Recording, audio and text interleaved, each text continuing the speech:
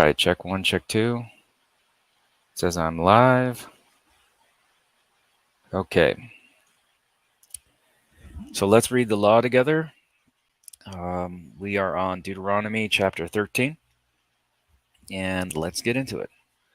If there arise among you a prophet or a dreamer of dreams, and giveth thee a sign or a wonder, right? So if there is somebody out there who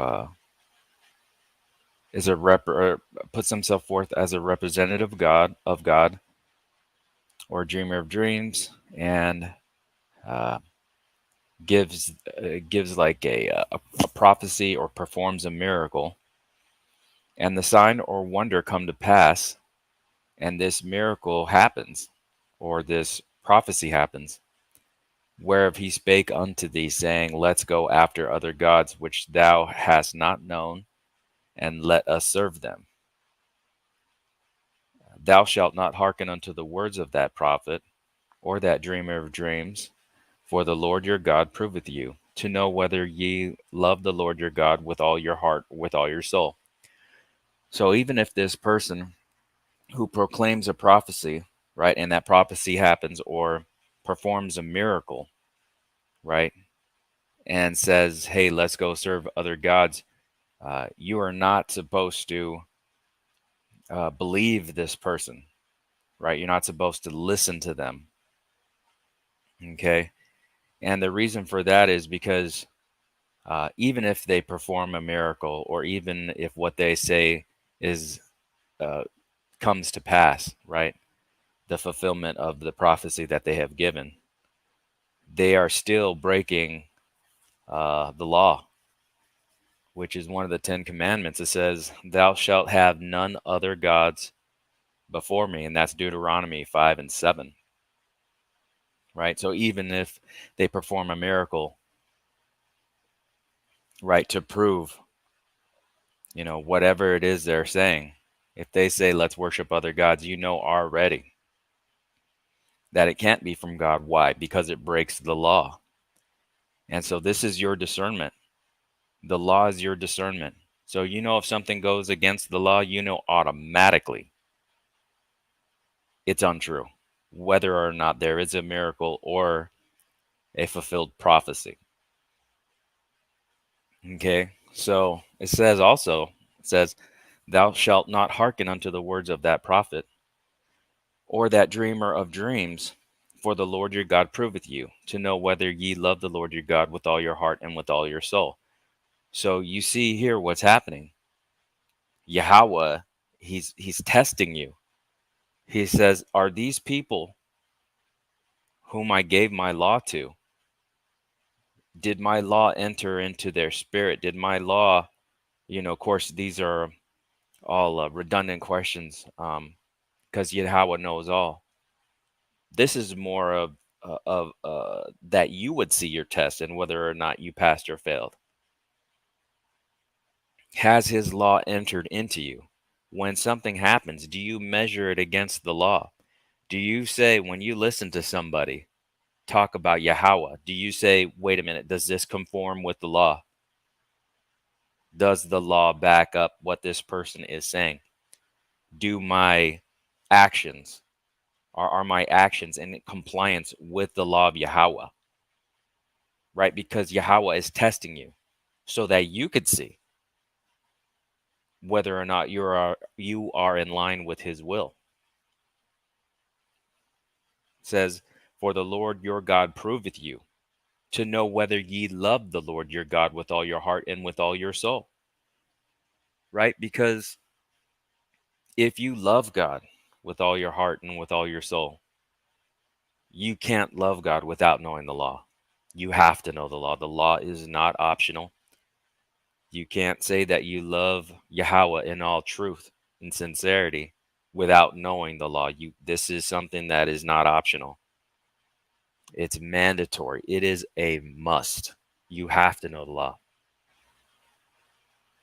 Okay? And that's why, I believe that going over the law is very important, because without it, um, you're unable to love the Lord without knowing his word.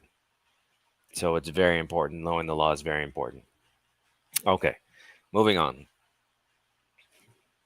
Okay. Ye shall walk after the Lord your God and fear him and keep his commandments and obey his voice. And ye shall serve him and cleave unto him. And that prophet or that dreamer of dreams shall be put to death, because he has spoken to turn you away from the Lord your God, which brought you out of the land of Egypt, and redeemed you out of the house of bondage, to thrust thee out of the way which the Lord thy God commanded thee to walk in. So shalt thou put evil away from the midst of thee.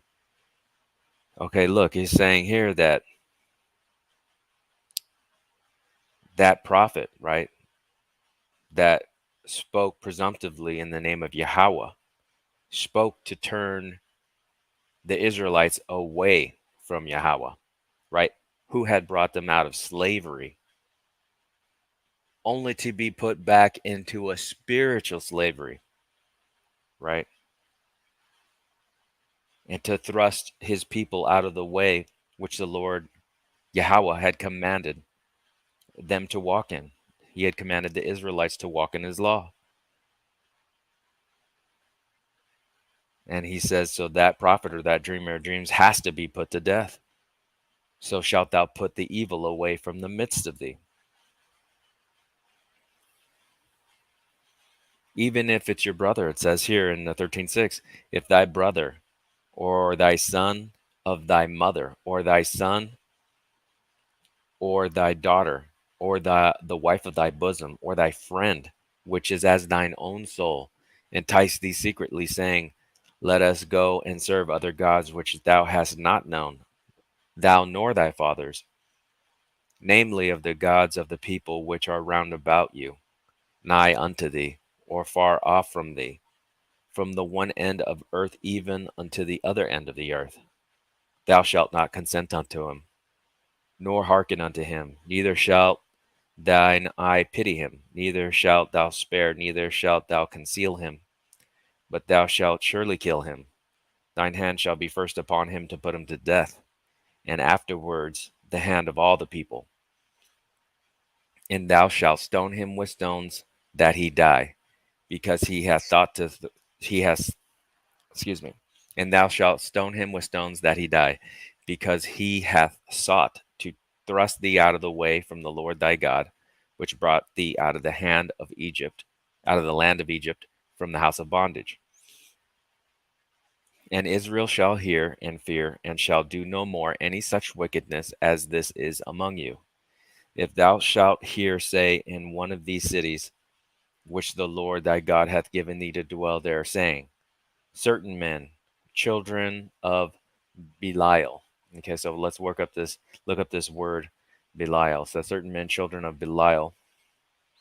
Here it says worthlessness, worthless, good for nothing, unprofitable, base fellows, right? Wicked people. So these worthless people, right? Worthless men, certain men, the children of Belial, these worthless men, are gone out from among you and have withdrawn the inhabitants of their city, saying, let us go and serve other gods, which ye have not known. Then shalt thou inquire and make search and ask diligently. And behold, if it be true, and the thing certain, that such abomination is wrought among you, then thou shalt surely smite the inhabitants of that city with the edge of the sword, destroying it utterly, and all that is therein, and the cattle thereof with the edge of the sword. Okay, so all these people that went after an idol, that went after a false god, right? That they had to be killed with the edge of the sword, it says. And everything therein had to be destroyed, it says. And all that is therein, and the cattle thereof with the edge of the sword. So even the animals had to be killed, everything. And thou shalt gather all the spoil of it into the midst of the street thereof, and shall burn it with fire, and shall burn with fire the city. and all the spoil thereof every whit for the Lord thy God, and it shall be an heap forever, it shall not be built again. And there shall cleave not of the cursed thing to thine hand, that the Lord may turn from the fierceness of his anger and show thee mercy and have compassion upon thee and multiply thee as he has sworn unto thy fathers. Okay, and we do have an example of this. We have an example in Joshua, right? So it says here, right? Okay, so this is this is in Jericho, right? When they had compassed the city of Jericho, right? And they blew on the trumpets, right? And then the walls came falling down. It says here.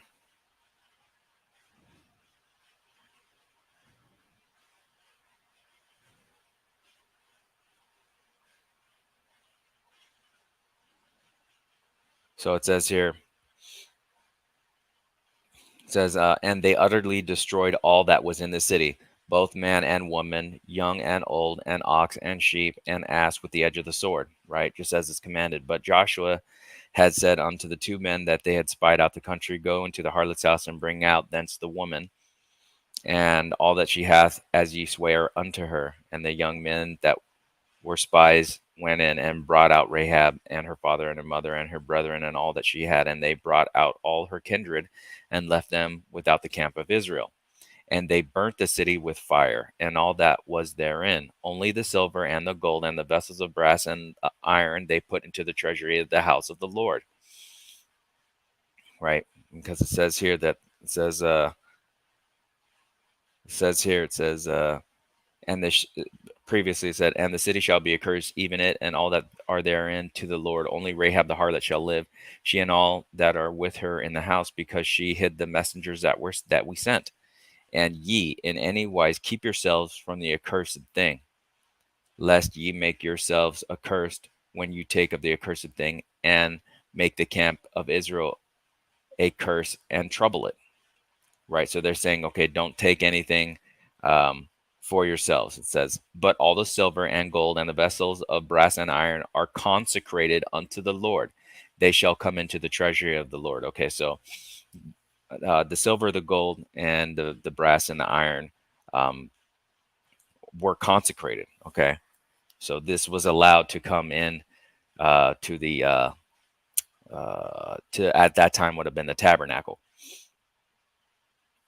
Okay. And it says here, and it says, and Joshua adjured them at that time, saying, cursed be the man before the Lord that riseth up and build this city Jericho. He shall lay the foundation thereof in his firstborn, and his youngest son shall he set up the gates of it. Okay, so he's saying that, look, he's saying that this city shall never should not be built again, and this is according to the law, right? So we have that law here. It says, and thou shalt gather of all the spoil of it into the midst of the street thereof, and shall burn it with fire, and shall burn with fire the city and all the spoil thereof every whit, and it shall be a heap forever. It shall not be built again. Speaking of the city, right?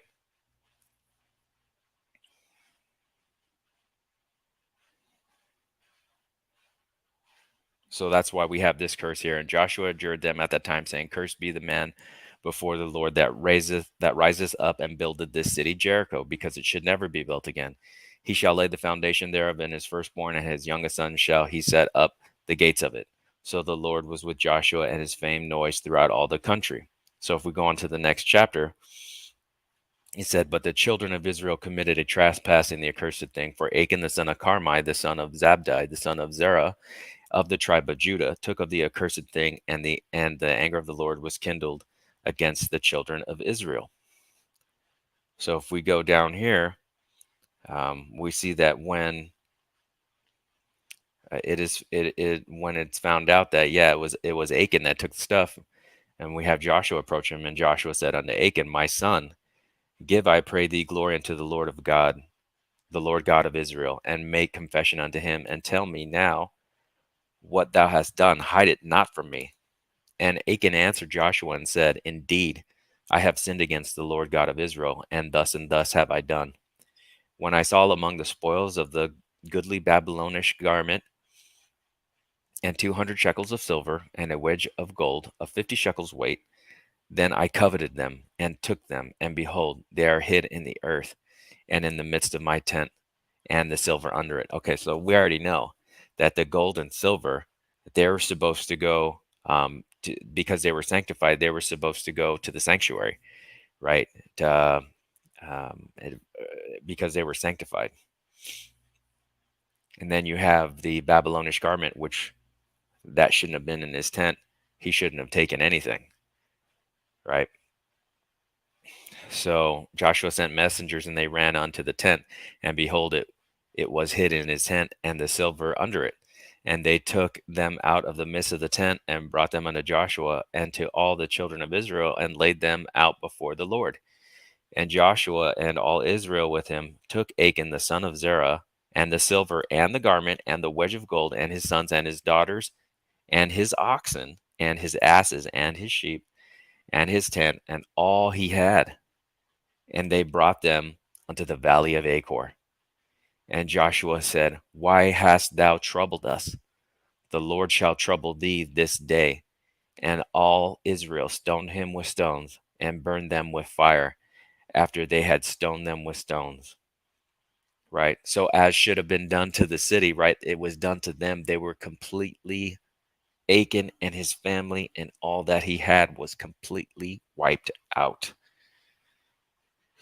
Right? Because he took part in the destruction of that city, he coveted those things which were a part of that city. And he broke the law.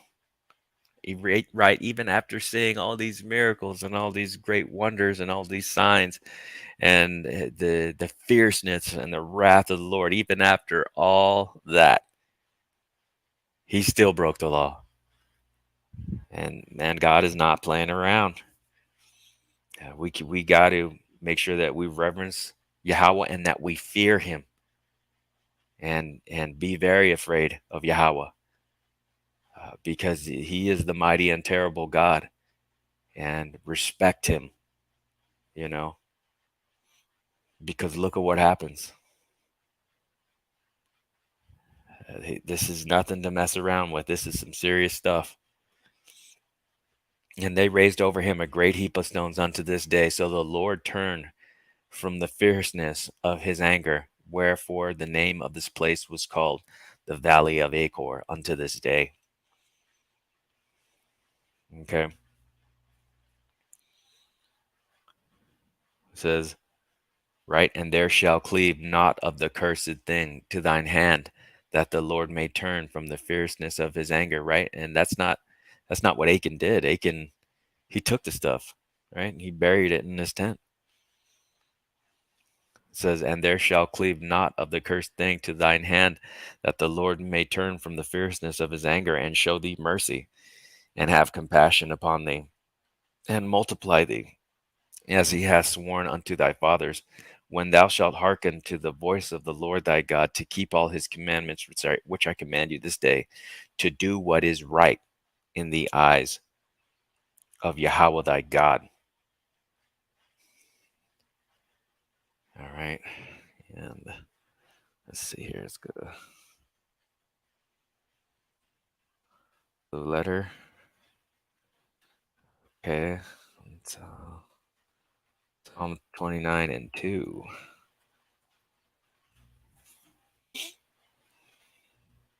Give unto the Lord the glory due unto his name. Worship Yahweh in the beauty of holiness. Until the next one, be blessed.